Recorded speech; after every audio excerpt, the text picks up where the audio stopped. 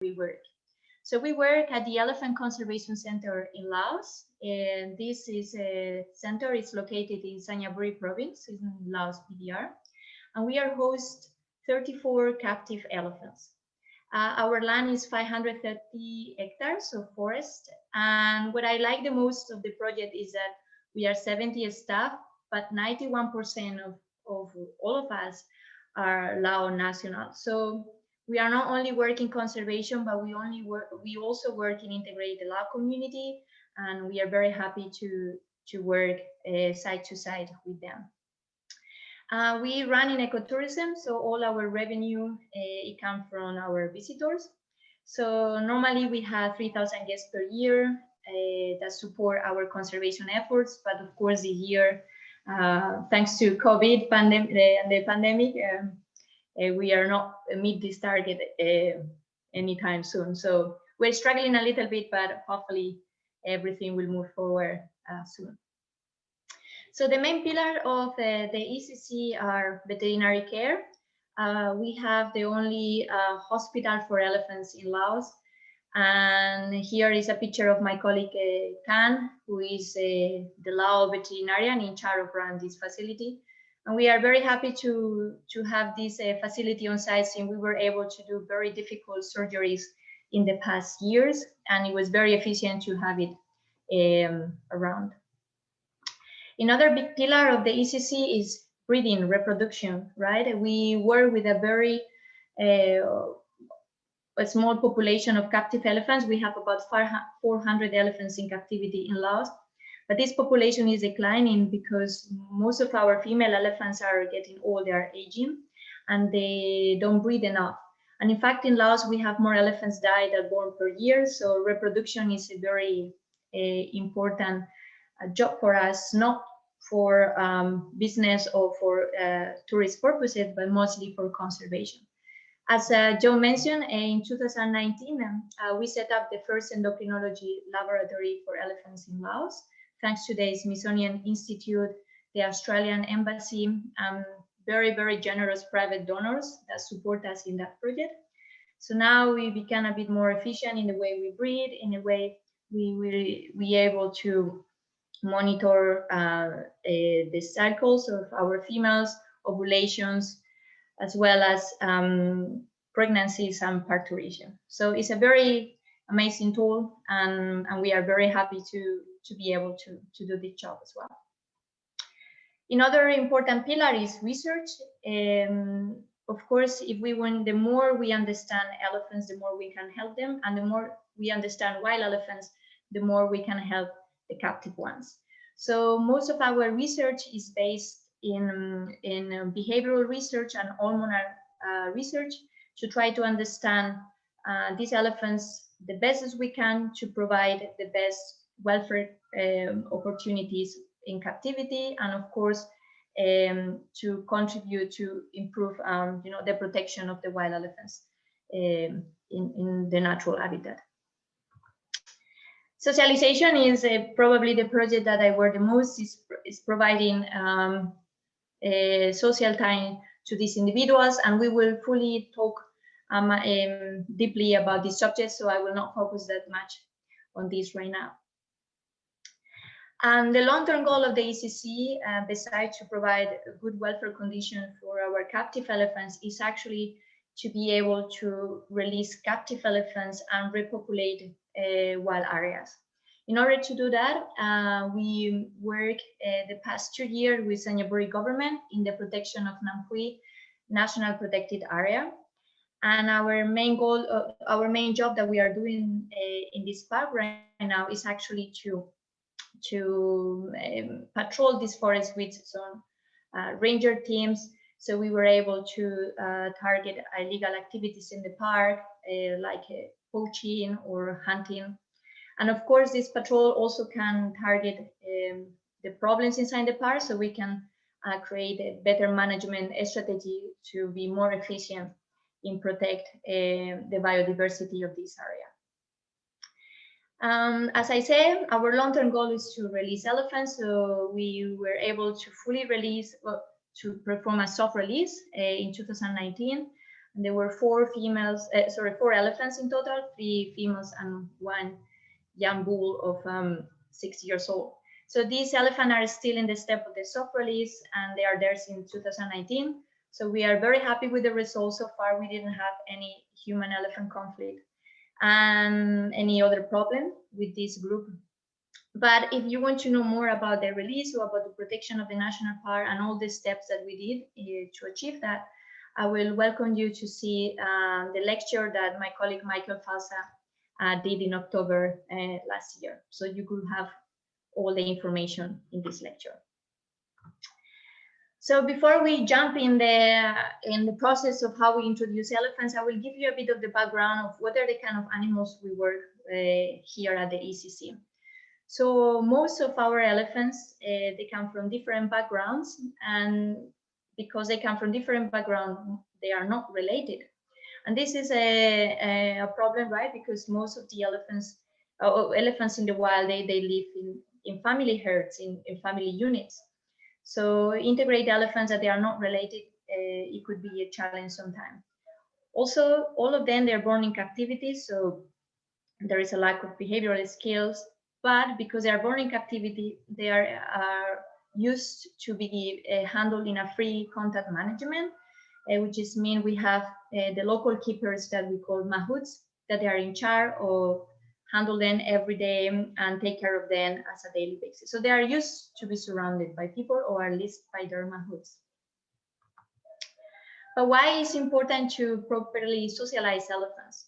So, well, it's very important to have a plan to properly introduce elephants, just for the simple reason that by doing that, we will minimize injuries for potential conflicts or aggressions. So the better we have a plan, the more we understand the behavior of the elephant, the less risk we will have in facing during the process. Also, elephants are highly social animals, and in the wild they form social groups. So even though they are captive elephants, it is extremely important to allow them and to give them the chance to create these social groups and to create social bonds, so they will be able to express elephant behavior and to learn skills from each other, which is very, very important. And if our long-term goal will be to release Asian elephants back into the wild, this is a crucial step. They learn as much as social skill as possible before we release them into the wild, and they create a very strong group before we do that. It is more and more known in the literature that release a group of elephants, it will be more success than individual ones in most of the cases. So this is why it's important to do this, but to do this properly. The problems that we face when we started to herding elephants, it's actually, as I said, that these elephants are raised in isolation. So some of them, they barely saw elephants before. So this will lead us in non-normal behavior for some of the elephants and a very big gap in social skills, which make the project and the process a bit more difficult. Also, socialize elephants and work with elephants as a group. It was a very new approach for the mahout, at least for the mahout in Laos, since mahouts are highly skilled in people, in manage individual elephants, right? You have your elephant and then you handle them in the forest. But it's quite new for them to handle them as a group and to understand their relationship quite deeply. Of course, we have everything, and there are mahouts that they have a lot of experience in doing that, but for most of them, it was quite new. And actually, something that we face is that many mahouts, they don't want to socialize the elephant, not because they don't care about them, it's because they're afraid of aggression, afraid of fight. So it was very good to listen what they had to say and try, to make sure that everybody feel comfortable in the process. And again, I mentioned it one more time, these elephants are not related, so we cannot expect that all of them like each other, and we had to be very patient in the process. There are some important points that we had to keep in mind before we attempt to integrate elephants into a social group or to introduce elephants with each other. For many people, socialized elephant is to create an enclosure, put a bunch of elephants there, and that's it. But actually, it's much more complex than that if we want to be success and we want to have a good result at the end of the introduction. So the first thing that we need to keep in mind is that introducing elephants can be a long process. As I said, some of these elephants, they've already socialized before. So some of them, they will be very social and they will very quickly create social bonds with another elephant. But some of them, they are very shy, or they're afraid, or they have bad experience with other elephants before, they're aggressive. So it will take time. So it's important to be very patient, and the speed of the introduction process should be marked by the elephants and not by the staff, right? So when the elephants are ready, we move forward, but if they are not ready, we have to keep in that step and be patient. Also respect existing bonds. If you have two elephants that already create a strong bond with each other, it's better to keep them together and introduce new individuals in these existing bonds rather than separate these individuals and try to make a new group, right? Also, very careful as well with pregnant elephants. Introducing new elephants, introducing elephants can be a stressful process for elephants. So then you have to do more baby steps. You don't want to stress the mother and have an abortion later. So each introduction is different. Again, we play with elephants, and elephants have very different personalities. So we will be lucky and we can have a group of elephants that all of them are very social. But then we could have a group of elephants where some of them are aggressive, some of them are shy, some of them are social. So we need to keep in mind that, and we know that we have our protocol, but we have to always adapt this protocol for the kind of elephants that we are working with. Also, it's very important what kind of introduction area we are going to use. We don't want to introduce 10 elephants in a very small enclosure, because probably this will lead in aggressions just to serve the space. So very important, making sure that all the elephants have escape routes, that they can run away, or they can be in a safety distance from other elephants if they feel like. Don't force them to be in the same spot. Also, if it's in the case where the enclosure is not like natural enclosure, like in the picture where there is in the forest, then we have to make sure that we don't create any competition, especially during the first step of the introduction. So if we had to feed the elephants, you can distribute different pile of food around the enclosure, so not all the elephants are forced to eat in the same spot. That again could lead in an aggression. And we have to keep in mind the same for water sources and for shelter. So keep in mind first what enclosure you have in your facility. If you don't have enclosure, you can definitely do in an open forest, but always making sure that all the elephants can have access to water, food, and shelter without the need of compete for them. Never force the elephants to be close. If you put a group of elephants together and some of them tend to run away or tend to keep the distance, don't force them to bring again and again and again to the elephants that they don't feel comfortable to be close with, because again, this can lead in an aggression or in a very unwanted situation. It can also lead in a problems for the mahouts by handling the elephants. So if an elephant decide that you want to keep distance, you let them keep the distance. If the elephant decide to hide in, then you let them do, and don't force them to do something that they don't feel like. And it's very essential to closely monitor the process and also to have an excellent staff communication, because everybody that is part of this introduction steps, they need to be at the same page.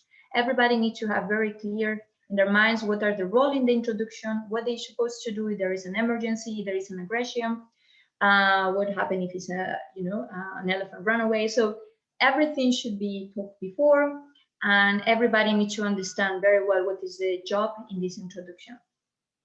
And bigger herds are not better than smaller herds. I know that for many people, they wanted to see a herd of 30 elephants. They think it's more beautiful, they think it's better. And it might be more beautiful, but we also need to keep in mind that Asian elephants, especially in this kind of landscape, like a forest landscape or mountains, they don't tend to make large groups. In fact, it's the opposite. The normal size is 3 to 7 individuals. So when we start the introduction and we only ended up with a couple of elephants that they were able to bond, then we should be already very grateful for that, because then we able to integrate 2 elephants that they were not related, and they start to have social bond, right? So don't force the numbers. 2 elephants is as good as 7 elephants as a herd, and later, if you want, you can breed the herd and increase the numbers, but in a natural way. Why our introduction protocol working? I think the key of the introduction protocol was to have an excellent communication with the mahout, and to have this mix between mahout knowledge and a scientific approach. We extremely needed the mahout knowledge and the mahout skills to handle the elephant in the process. We work in a free contact, so they are the one who will handle the elephants in any circumstances. So it's important to listen what they had to say, and it's important to follow their advice. And also it was good to integrate a scientific approach, so we can collect behavioral data, we can collect some, we can do some hormone research in the process. So we come up with a much more empirical data. So then by doing that, we will make decision in a more objective way. We are not gonna move forward in the introduction just because we think these elephants are okay with each other, but we have a data that they will prove that. And also by mixing mahout knowledge and scientific approach, we can come up with a much more strong protocol where everybody can do in that in a much more objective way. So it is much more efficient to do it in that way. So now I'm gonna explain you about the introduction protocol that we use at the ECC, and all the steps that we do from the beginning until we decide, okay, we have a group with elephants with a very strong bonds. So the first thing that we always do, and I really like to do that, is to document the behavioral profile, background, and health checks of all the elephants involved in the introduction. Of course, mahouts, they know their elephants the best. Some of them, they work with the elephant for years. So it is very important to sit down with them and to interview them, because they can give us very important, very useful information about the background of the elephants. For example, if the elephants, where was the previous work, the background of this animal, it was working in the logging industry, or in shows, or in circus, or it was just do nothing. He was, or he was in the forest. So also we can ask about the personality profile, like does this elephant is social, or is aggressive, or is trying to be shy? If this elephant have calves before, how they behave with the calves, etc., etc. So all of this behavior information will give us a very useful data that we can use later in the future steps. It's not the same to work with an aggressive elephant than with social elephant, than with an elephant that is scared for everything. So the more we know about our individuals, the better we can adapt all of these steps to make the process smooth and more successful at the end. And also, it's good to do a health check of all the elephants. You don't want to introduce elephants that have disease, or that they are injured, or they are sick, because this can also compromise the introduction steps. So all the elephants need to be healthy, and all the elephants need to be free of disease before we attempt to introduce them. So the second step is adaptation period to the facility, mahout, if applicable, and unknown elephants, visual, olfactory, and auditory contact. When we bring an elephant to the ECC, they come from a different background, they come from different place. And in my experience, I think elephants, they are very good when they know what is going on. They like the routine, they feel more comfortable when they know what is happening. The fact that they are traveling, or they have been transported from one place to another, is already something very new, and the elephant will be, stressed. It will be, you know, a bit like curious, like where I am and all of these things. So you don't want to bring an elephant to your facility today and introduce him tomorrow, because it's too much information for the elephant. For most of the cases, for some of the elephants, probably not, but you don't want to take the risk. Also, if elephants that they're never been with elephants before, if the first encounter that they have with another conspecific is negative, then it will be much more difficult to do it in the future. To give the time to adapt this, to give the time for this elephant to adapt in the area, and give the time for them to feel calm and relax and, you know, understand where they are. Also, when it happens sometimes for us is that when we bring an elephant to the ECC, in many occasions, the old mahout doesn't want to work with this elephant anymore, or we want to retire or whatever. So we need to provide a new keeper, a new mahout to this elephant. So again, you don't want to introduce an elephant that they don't have any relationship with this person, because again, the mahout will not be able to handle. It can also be lead in injury from the elephant toward the mahout, etc., etc. So give time to the mahout to get familiar with the elephant. Give time to the elephant to get familiar with mahout, and while they working in the relationship between each other, the mahout can bring into different areas around the facility. So a good way for the elephant to get familiar with the older elephants, but actually without sharing the same physical space, is to go in areas where the resident elephants were there before. So the mahout can bring into the bath areas when the older elephants are not there. They can bring into the feeding areas. They can bring into different enclosures. So the elephant will be alone, but the urine, the feces, the smell of the other elephants will be there. So the elephant will start to get familiar with the smell, will start to realize that there are other individuals around.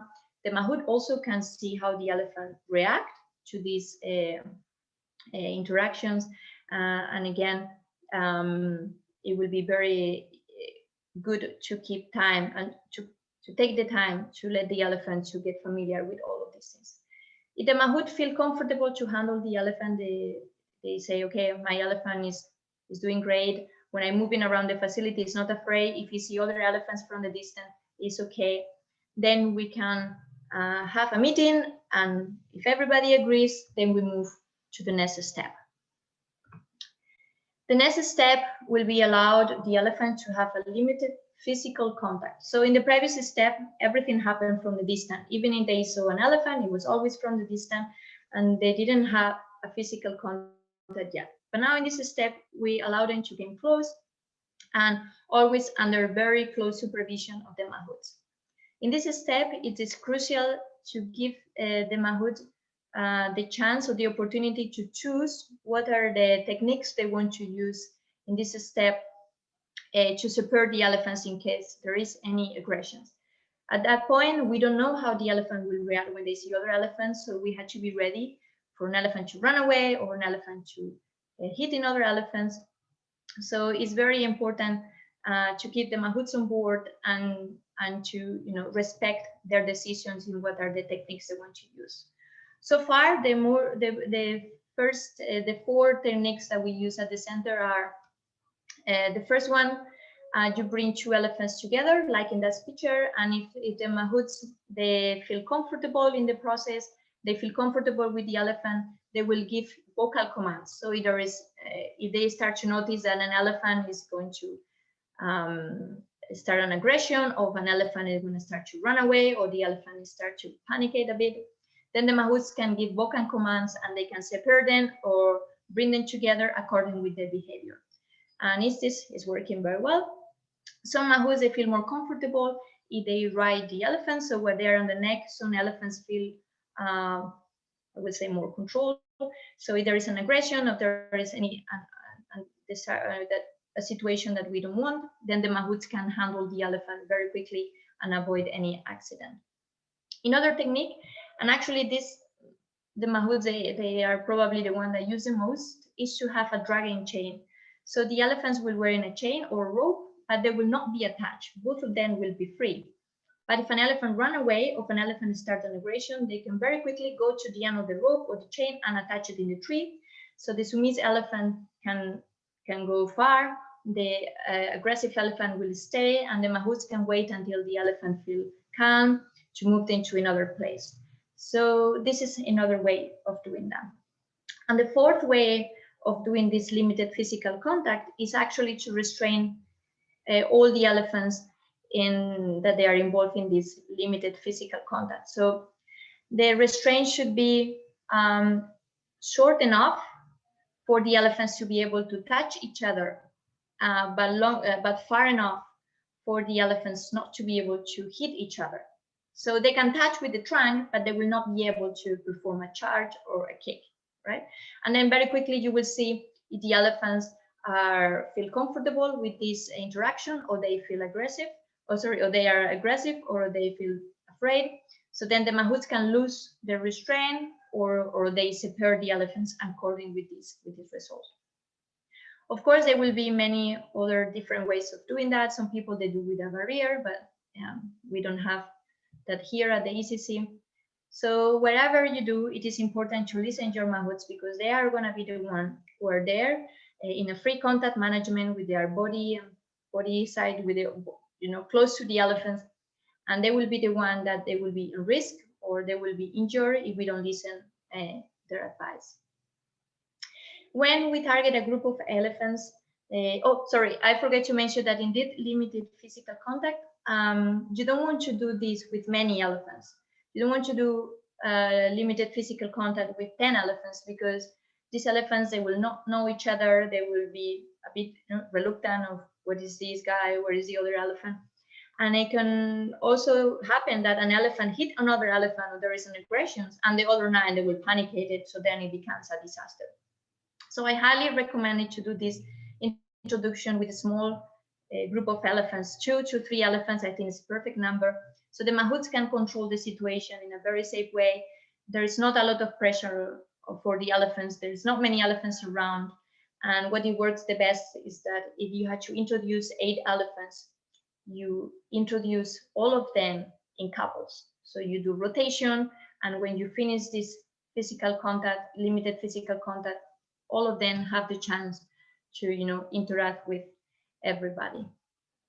Once this step is done and we observe more affiliated behavior than aggressions in some elephants, we can select the elephants that they show the most affinity, that they express more affiliated behavior with each other, and then we can move forward in the introduction protocol. And it's actually to physically introduce all the elephant in a space. It can be an open space in the forest, it can be an enclosure, and all the staff involved, including the mahouts, will be far from the elephants, and they will just observing the behavior.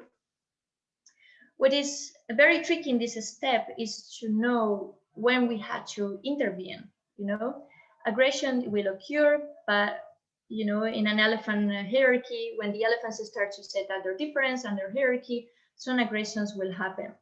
And it is very important to let the elephants to set their difference. We will not help them if every time we see a potential aggression, immediately we separate them, because then they will not be able to set out their roles, and it will probably lead in a much more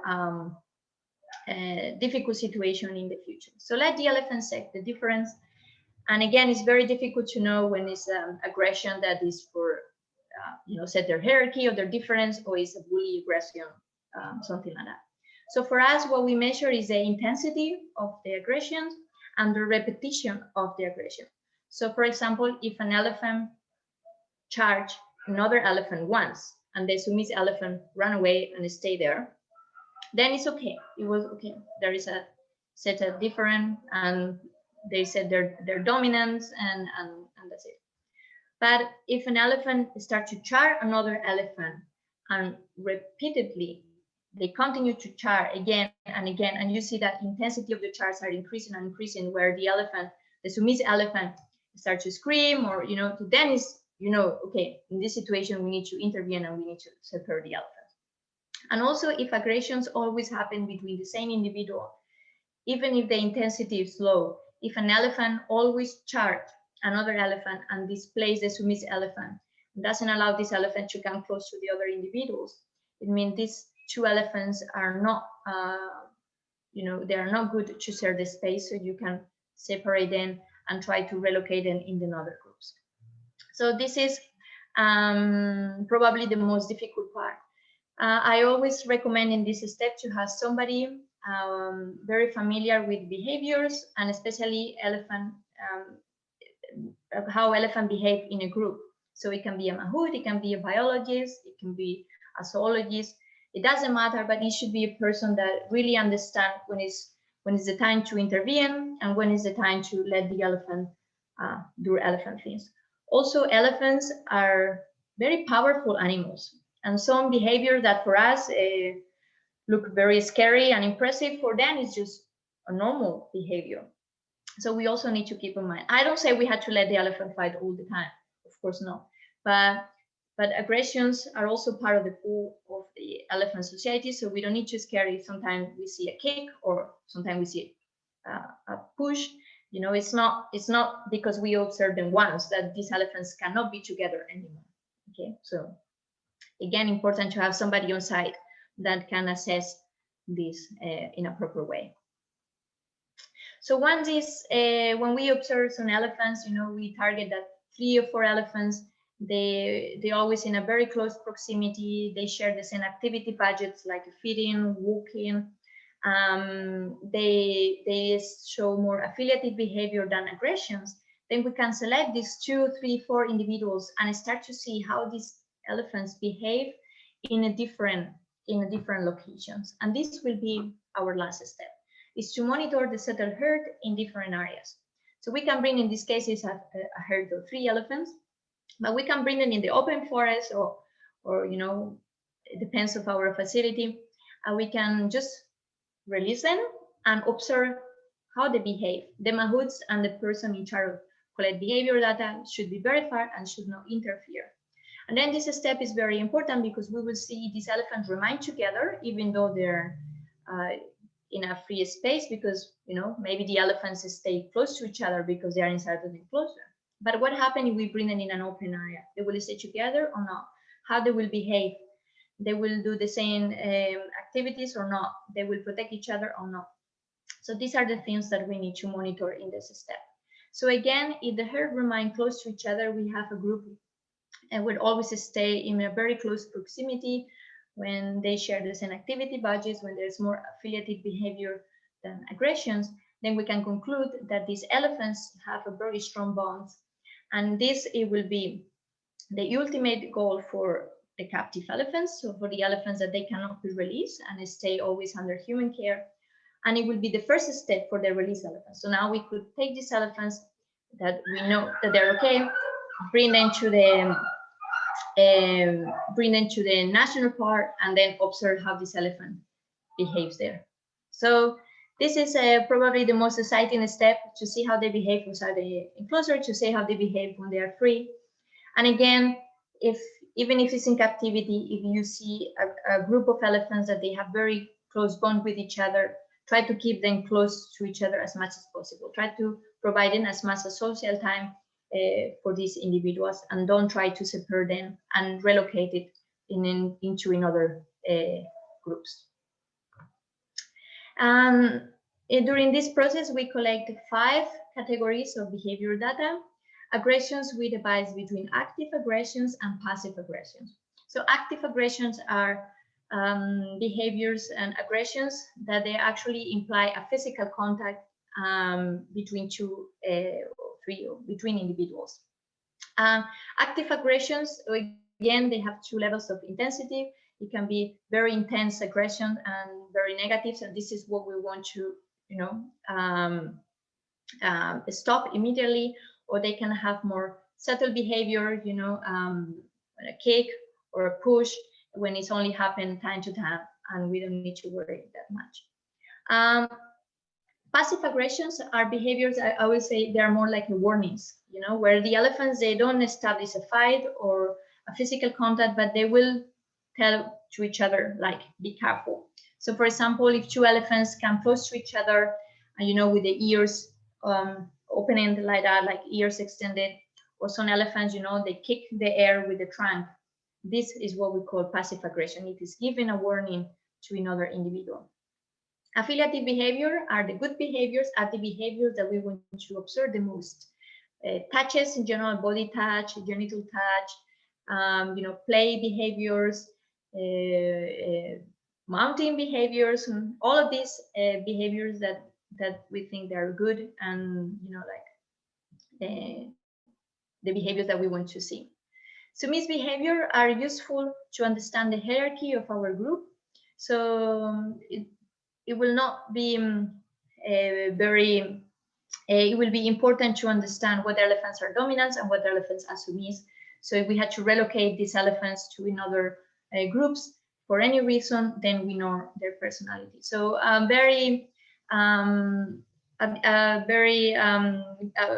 behavior that we observe the most as submiss behavior is, for example, if an elephant approach to an individual, that individual that is submiss, it will present their back immediately. So this is a very common submiss behavior. And stress-related behavior are also behaviors that we don't want to see. For example, a stereotypical behavior, or elephants that they just run away and try to break the electric fence, or try to break the fence, or try to escape, or they are panicated, or something like that. So this behavior also we had to monitor, and we had to make sure we don't observe that at all at the end of the introduction steps. In order to collect this behavior, we do focal animal sample technique. So we observe each individual for 20 minutes, and we collect all the behavior on these categories for 20 minutes for one specific individual. And we do observation of a minimum of 90 minutes. So for 90 minutes, we observe different individuals. If possible, we can extend the time. And this data we collect in the step 3, 4, and 5 on the introduction protocol. And again, before we move forward in the introduction steps, we assess the data that we collect, how many we do percentage, how many affiliated behavior we observe versus how many aggressions. And this will give you a very objective way to understand if we can move forward in the introduction process or not. So what we achieved so far with this protocol is actually we successfully introduced all of our elephants. So all of our elephants, at least they have one partner to be with, or one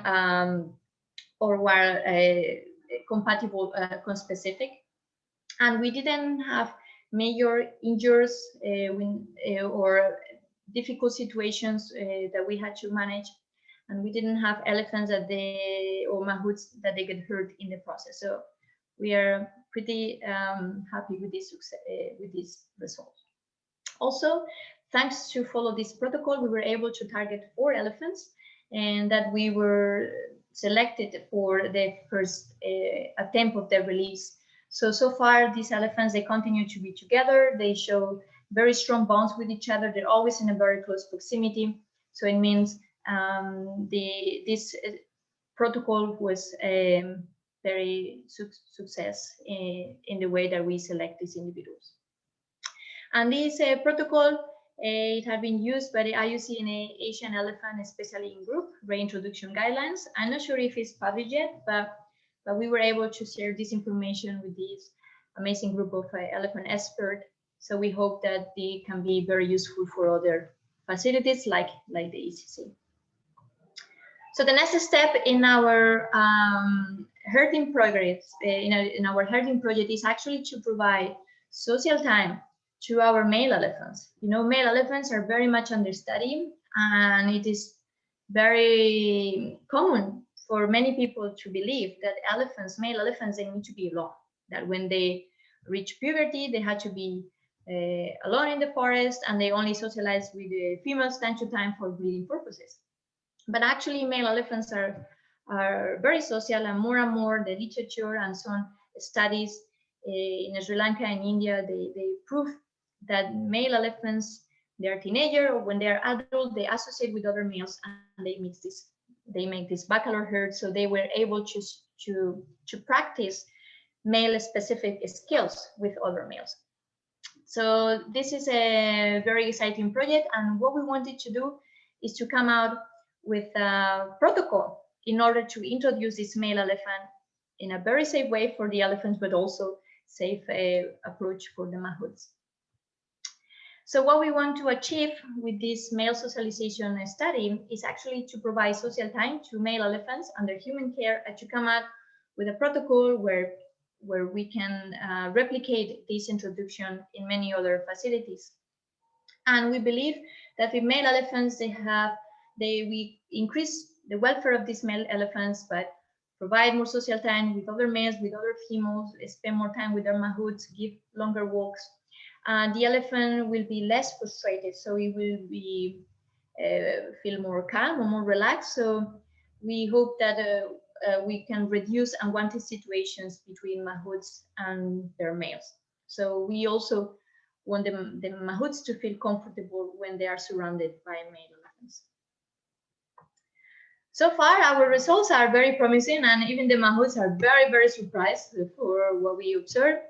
And these are actually the results for the first 16 male encounters. So we put these male elephants together. It's actually for the step number 3, for the limited social interactions and limited physical interaction between the males. We were very impressed to see how curious they were, these males, with each other, and how good they were with each other. So we collect a lot of interaction, a total of 2,376 interaction only in 16 encounters. And surprisingly, 92.50% of the interaction were affiliative behavior. They were touches, there were smells, you know, like a play, push, versus only 0.96% of the interactions that they were aggression. So only 11 times we observed an aggression between these males. In this male study, we have a group of 8 individuals, and the age range from 9 years old to almost 60 years old is the oldest male. So we have all the ages in the middle. So again, we are very surprised and very happy to see that these male elephants are more social than we expect, and that we can finally come up with a solution for those guys in captivity. So this is all for me. I hope in the future I can give you more update about this male study. So thank you very much for listening to me this afternoon. And of course, I will be very happy to answer any questions about this topic. Anabel, brilliant. Thank you very much. Fantastic work and a brilliant lecture. I actually don't have any questions because you explained it all so well. But is anybody on the Zoom? Would they like to ask some questions? Just unmute yourself and ask away. Or if not, we'll go to Facebook if they have any questions. Yes, from I think on Zoom first I saw Martha say yes. Okay, Martha, please unmute yourself and ask away.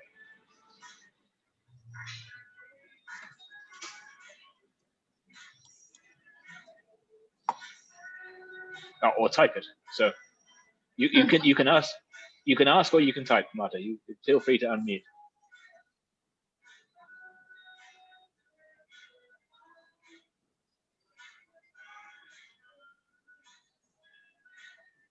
Okay, she's typing. She's shy. Okay, so so Martha is a vet who's working in Laos, and she is asking, what is the average time to introduce the elephants to a group? You mean? So how long does it take on average to make it happen?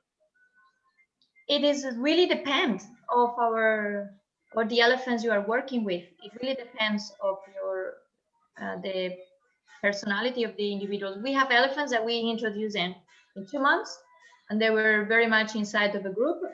And we have an individual that is very selective with their social companion, and it's about, yeah, since I'm here, like 5 years, and we only be able to successfully introduce with 2 individuals. And we worked for 5 years to try to come out with a solution why the elephant is afraid to other elephants, as she cannot be near males. So sometimes it's a very long process, and sometimes you have to give up. And if an individual is always afraid and always panicked when he sees other elephants, then it's better to handle as a single individual rather than continue that are always constantly stress this individual just because he had to socialize. You know, keep in mind that these elephants, they're raised in isolation and they don't behave as they should in many cases. So if an elephant doesn't feel to socialize, then we handle as a single individual. So it depends. Sorry, I cannot be more precise in the time, but we have from 2 months to 5 years, anything in the middle. We found the same here as well, although we haven't studied it as deeply as you have. But I would totally agree with that. Are there any questions? Yes. Okay, so Marta will text you with some longer questions privately. So fantastic. You can actually go and visit each other. You're in Laos, so you can. Yeah, of course. We had to meet each other somewhere for a coffee. It would be more productive. Okay, yeah. I'll share connections to you too. Of course.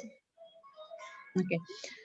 So the question from Facebook, actually from Dr. Nisa, dynamic of elephants' friendship do change over time. How often do you reassess elephants' behavior in a set group? Yeah, they can change over time, and it can also change if you introduce a new elephant. So if you have a group of elephants, imagine you have 3 elephants that they have very strong bonds and they have a very strong group, and then you introduce a new individual. The fact that there is a new member there, it messes up all the hierarchy, everything again. So this is, for example, as a scenario where they can change. Also, it can change if one elephant, for example, in male elephants, if an individual is weak, it would probably, be bullied. I don't know. So everything can change according with age, according with, pregnancy. If an elephant have a calf, maybe some individuals, they want to come to see the calf, but the mother become overprotective. So elephants that they were part of the group before, now they cannot get close because the mother doesn't allow them.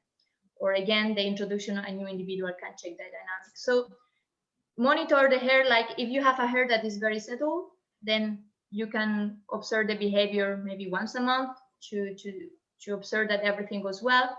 But definitely, if there is any change in this herd composition, if a new member arrives, if there is a pregnancy, a delivery, if there is an elephant that is sick in the group, you definitely need to go more often to observe how the group cope with these changes and how the dynamic change and the hierarchy change. And you might need to maybe reduce some individuals, or maybe you're happy and everybody is okay.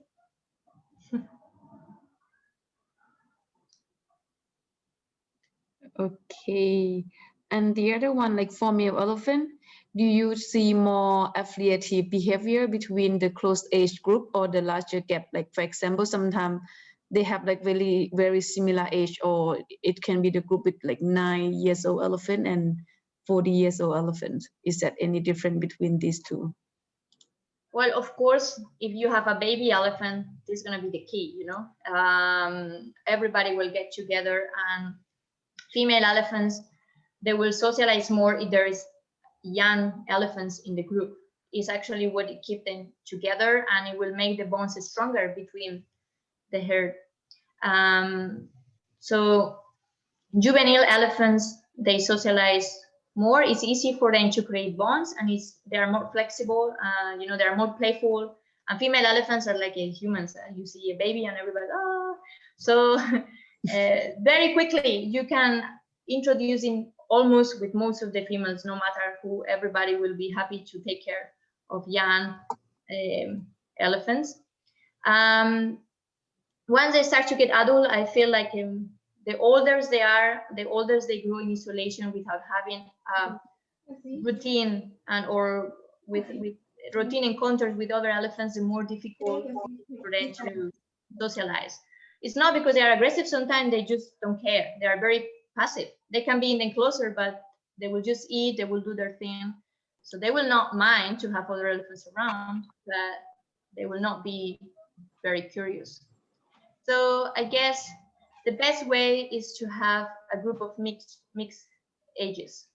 The more mixed is your group, the better success it made the group stronger, because it's what happened in the wild, that there is a mix of age. So then everything easy. Also, sometimes it happens, again, as you see, it's so difficult to make something precise because each elephant is different, have different personality. Also can happen that two elephants that they're old, you know, we have here two elephants that they're very old. They don't care. They are very happy to be close to each other because they are at the same tune, you know, they're old and they eat, they don't care, they don't have to do anything. And they work better as a team, the whole team, that if you put surrounded by the group of young elephants that they're running around and they're making a lot of noises and they want to play and they don't feel like. So again, each elephant is completely different. Each personality is completely different. So juveniles, babies, easy to socialize, definitely, that old elephants. But some elephants that they are old, they also like to be in a group. Some elephants that they are young, they are afraid. So you had to see, you had to observe. You cannot have a rule. You need to observe first. Sorry, I feel that all my answers are very broad, but you know, elephants are like people. It's very difficult to generalize. Each individual is completely different, and you always have surprises. This is sure. Actually, I'm agreed with you because we have elephants here, like some of them like very old and really like to spend the time with the young elephant. Like we have like Kamoon, our new elephant. She's about 56 years old and she really like to be with Chatong, which is only 29, and go like very playful for both of them. Yeah, and you see the guy of this picture, Tonkuna. He's a male elephant. Is old. The Mahuse is almost 70 years old, so probably is in their 60, 65. And he will not go and socialize with other males, but he's always very happy to spar. He's always very happy to take care of Surya, our male of 9-year-old, and they can play spar for hours. But if nobody came close to him, he will just eat in and chill, you know. And he's very old. He will not start a social interaction, but he will happy to be with somebody if somebody can to visit him. So all elephants, they also need to have social time, of course, and they are very important to teach behavior, and it's very important to integrate all elephants, especially for males and for females, in a group, because they are the ones who bring the wisdom, the peace. So again, a mix of herds is the key. A mix of all the ages, it will be the best scenario. Okay. Hollis also asked similar question, but then since you answer everything already, is another question from Hollis about like, do older elephants bring more old habits to a group? Old habits, you mean? Yes. No. I mean, what it can be transmitted is a stereotypical behavior. So if you have a group of elephants that they have a lot of stereotypic behavior, and then you have a young elephant that you introduce in the group, it will probably end up that the young elephant copied this behavior and everybody is rocking or move from side to side. So, but no, I think it's the opposite. I think all elephants, they bring the wisdom, they bring the peace. They are very quiet, they are not like all over the place. And so they bring calm. And some elephants, when they want to be relaxed, when they don't want to be bothered by young elephants running around that they want to play, they always go close to the old ones. So I think they have the experience, and they are very important in the elephant society, and we definitely need to include them. They will not bring bad behavior, they will bring the opposite, in my experience, of course. Yeah, that very nice. Like you have someone when you feel like you need, someone to just relax with, then you can go to the old elephant. Yeah, they're like a grandmother, if you just go there and you watch the TV or you will play cards and then you just want to chill. The elephants behave very close to us. So yeah, all elephants are very important, and I like to have them around. I think they're very good to have them around, and definitely I always include them in all the introductions. They are very important piece in the group. Yeah, definitely. Okay. Another question from Michelle: is there any attitude of jealousy or possession within a herd where you have the mother, her baby, and other female elephants? Yeah, they can be jealous elephants. Maybe it's no jealousy. It can be if we talk about baby elephants. yeah, the mother, if it's new mother, it can be overprotective with the baby, and maybe it's not like it's jealous because the baby is playing with another female. It's just she's afraid, it's not close to her, and she just wants to overprotect it, and maybe we interpret that as a jealousy. But I see jealousy, for example, in breeding. I see female elephants that they were very jealous if the male doesn't choose them, and they will go and try to separate the couple and try to go in the middle and present their back and keep the attention of the male. So this is much more jealous scenario that the mother tried to protect the calf, right? Or I also see jealousy with food. This is why I mentioned before about competition. So if some elephants have a lot of food, or you give food to an elephant and you don't give to the other, they will end up trying to stealing the food of each other or being upset or whatever. So they can be jealous. They can be jealous in the companion. The most jealous behavior I observe during breeding, actually, between females and males, and females that they have not been selected. For the babies, I think it's more protection rather than jealousy. But again, it's my opinion. Probably they're jealous. I don't know. Yeah. Yes. Yeah, now I don't see other question from Facebook. Okay, so I have a practical question for you. So we have, during COVID, we've taken in a few elephants from camps that could no longer look after them. And we have a male called Tong In. And he went immediately into must, as males do when they turn up in places. We're getting to the point now where we'd like to start to engage him with other elephants and bring him into the social life of our elephants, that can bring him some friends. Would you suggest we try and go with stage 3, the limited social interaction? I think is the best start. Would you suggest we try it with our other male, or would you suggest who's generally quite friendly and can hang around with females, but we don't know how he reacts to other males? Or would you suggest we try and build him into a friendship group with some females first? What age is this elephant?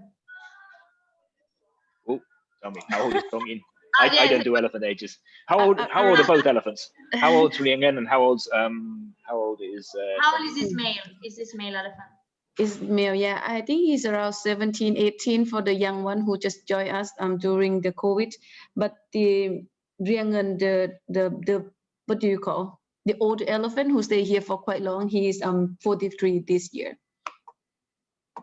43. I will, maybe because he's young, I will try first with females. I will, and also he's not gonna stay there for long, right? It's only temporary. I think he'll be here for I think he'll be here for quite a while. COVID's going to last for a long time, and it's going to be a while before he has other homes. So we're looking at it being I think we're looking at it being more or less permanent for now, unless something changes radically. He's quite young, so I will start to introduce him first with the most social female you have. You know, a female that is always happy to be around, or a female that is having experience to be with other males, an elephant that already have a calf or something like that.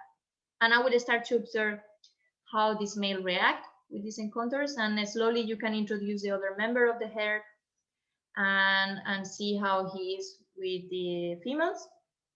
And at the end, you can start to introduce with the males. But the problem with males and the problems that we face here is that mahouts, they don't feel comfortable in doing that, because many male behavior that they observe, the mahouts understand as an aggression or as a fight.